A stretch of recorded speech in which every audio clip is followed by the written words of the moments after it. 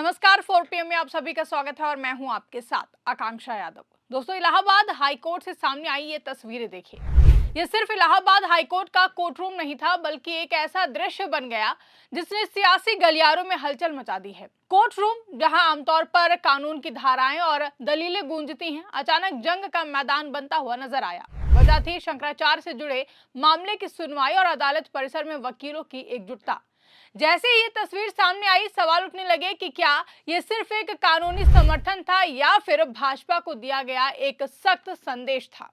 दरअसल मामला उस समय और भी ज्यादा गंभीर हो गया जब शंकराचार्य अविमुक्तेश्वरानंद सरस्वती के खिलाफ दर्ज शिकायत के आधार पर गिरफ्तारी की आशंका तेज हो गई।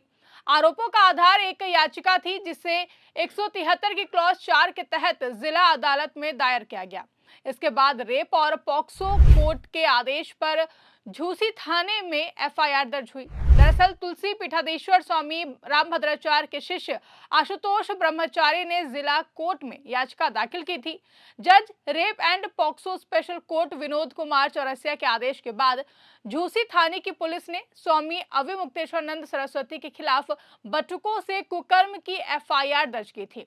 ये पूरा घटनाक्रम धीरे धीरे बढ़ते हुए उच्च न्यायालय तक पहुंचा, जहां अग्रिम जमानत और गिरफ्तारी पर रोक को लेकर सुनवाई हुई। सुनवाई के दौरान अदालत ने महत्वपूर्ण टिप्पणी की। जस्टिस जितेंद्र कुमार सिंह ने शंकराचार्य की गिरफ्तारी पर फिलहाल रोक लगा दी और अग्रिम जमानत पर फैसला सुरक्षित रख लिया है। साथ ही उन्होंने निर्देश दिया है कि शंकराचार्य जांच में पूरा सहयोग करें। इस फैसले ने कानूनी रूप से राहत दी है, लेकिन अदालत परिसर के बाहर जो माहौल बना उसने राजनीतिक महत्व को और भी ज्यादा बढ़ा दिया है। इलाहाबाद हाईकोर्ट में उस दिन वकीलों की भारी मौजूदगी ने सबका ध्यान खींचा। बार के कई वरिष्ठ और युवा वकील शंकराचार्य अविमुक्तेश्वरानंद सरस्वती के समर्थन में दिखाई दिए। ये समर्थन सिर्फ औपचारिक नहीं था, अदालत परिसर में एकजुटता का प्रदर्शन साफ नजर आ रहा था। दोस्तों, वकीलों का ग्रुप अक्सर अपने अधिकारों और न्यायिक प्रक्रिया की रक्षा के लिए जाना जाता है, लेकिन इस बार उनका एकजुट होना राजनीतिक बहस का विषय बन गया है। राज्य सरकार की ओर से अपर महाधिवक्ता मनीष गोयल ने पक्ष रखा, जबकि शंकराचार्य की ओर से वरिष्ठ अधिवक्ता पीएन मिश्रा उपस्थित हुए। आज सत्ता की आंखों में आंख डालकर पत्रकारिता करना मुश्किल हो गया है। हम पर मुकदमों से लेकर चैनल को बंद करने का दबाव बनाया जा रहा है। मुश्किल दौर है, लेकिन हम हार नहीं मानेंगे। इसीलिए 4 PM को ज्यादा से ज्यादा ज्वाइन करें और स्वतंत्र पत्रकारिता को जिंदा रखने के लिए जितना हो सके हमारा आर्थिक सहयोग करें। उम्मीद है कि आपके सपोर्ट से ये जंग भी हम जीत जाएंगे। शंकराचार्य पक्ष की ओर से अधिवक्ता रीना सिंह ने दलीलें पेश की, जिसके बाद अदालत के भीतर कानूनी बहस चल रही थी, लेकिन बाहर एक अलग ही तस्वीर उभर रही थी, जैसे कोर्ट रूम सत्ता और संत परंपरा के बीच टकराव का मंच बन गया हो। इस पूरे मामले के पीछे शंकराचार्य और उत्तर प्रदेश सरकार के बीच पिछले कुछ महीनों से चली आ रही तनातनी भी जुड़ी है। खासतौर पर मुख्यमंत्री योगी आदित्यनाथ के खिलाफ शंकराचार्य की तीखी टिप्पणियों ने पहले ही माहौल को काफी ज्यादा गर्म कर रखा था। प्रयागराज के माघ मेले में सम्मान और व्यवस्था को लेकर उठा विवाद, धरना और फिर बिना स्नान के लौटने की घटना ने इन सभी रिश्ते में कड़वाहट ला दी थी। शंकराचार्य ने सार्वजनिक रूप से कहा कि उन पर कार्रवाई एक साजिश का हिस्सा है, क्योंकि वो सरकार की आलोचना कर रहे हैं। उन्होंने यहां तक कहा कि वो नार्को टेस्ट सहित हर तरह की जांच के लिए तैयार हैं, ताकि दूध का दूध और पानी का पानी हो सके। उनके समर्थकों का मानना है कि संत परंपरा की आवाज दबाने की कोशिश हो रही है, जबकि सरकार के समर्थक इसे कानून की सामान्य प्रक्रिया की तरह ही देख रहे हैं। लेकिन जो बात सियासत में, अगर हम देखें सियासत के लिहाज से ज्यादा महत्वपूर्ण हो गई है, वो ये थी कि वकीलों की एकजुटता। इलाहाबाद हाईकोर्ट उत्तर प्रदेश की सर्वोच्च न्यायिक संस्था है। यहाँ के वकीलों की आवाज का अपना वजन है। कानूनी हलकों में धारणा आम है कि अगर बार एकजुट हो जाए तो न्यायिक व्यवस्था की रफ्तार पर भी असर पड़ सकता है। ऐसे में इस समर्थन को कई राजनीतिक विश्लेषक एक संकेत के तौर पर भी देख रहे हैं। चर्चा का विषय तो ये भी बना हुआ है कि समर्थन में शामिल ज्यादातर वकील किस सामाजिक पृष्ठभूमि से आते हैं। उत्तर प्रदेश की राजनीति में सवर्ण समाज लंबे समय से एक महत्वपूर्ण वोट बैंक रहा है। भारतीय जनता पार्टी ने हिंदुत्व और राष्ट्रवाद की राजनीति के जरिए इस वर्ग में मजबूत पकड़ बनाई, लेकिन हाल के कुछ घटनाक्रमों ने इस समीकरण को लेकर सवाल खड़े कर दिए हैं। कुछ समय पहले यूजीसी से जुड़े नए प्रावधानों को लेकर भी विवाद हुआ था। केंद्रीय शिक्षा मंत्री धर्मेंद्र प्रधान के बयान और उसके बाद सरकार के रुख में बदलाव ने यह संकेत दिया कि विरोध के दबाव को नजरअंदाज करना आसान नहीं है।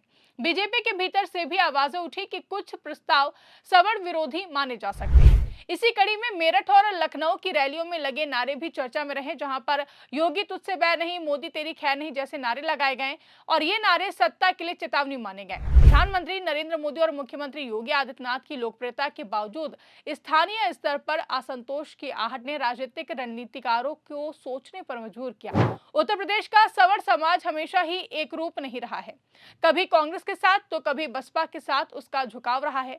बसपा सुप्रीमो मायावती के दौर में भी सवर्णों का एक तबका बसपा के साथ गया था, यानी ये मान लेना कि कोई भी वर्ग स्थायी रूप से एक पार्टी के साथ बंधा रहेगा, ये कहना काफी ज्यादा मुश्किल होता है। वहीं इस पूरे मामले में विपक्ष की अगर हम भूमिका की बात करें तो विपक्ष काफी ज्यादा सक्रिय रहा है। सपा सुप्रीमो अखिलेश यादव ने शंकराचार्य के समर्थन में बोलते हुए योगी सरकार पर जमकर निशाना साधा।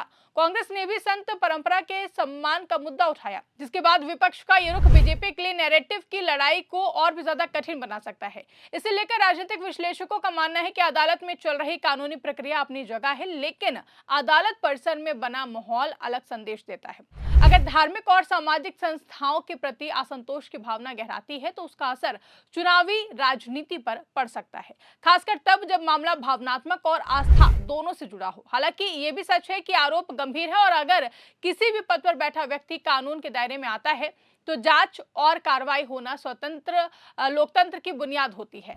आपको बता दें कि अदालत ने भी यही संतुलन साधने की कोशिश की है, यानी कि गिरफ्तारी पर रोक लेकिन जांच में सहयोग का निर्देश दिया है। इससे न्यायिक प्रक्रिया की निष्पक्षता का संदेश गया है। फिर भी जिस तरह कोर्ट रूम उस दिन बहस और भावनाओं का संगम बना, उसने ये दिखा दिया कि कानून और राजनीति पूरी तरह अलग अलग रास्तों पर नहीं चलते हैं। वकीलों की एकजुटता ने यह भी संकेत दिया कि समाज के प्रभावशाली वर्गों की प्रतिक्रिया को अनदेखा करना आसान नहीं है।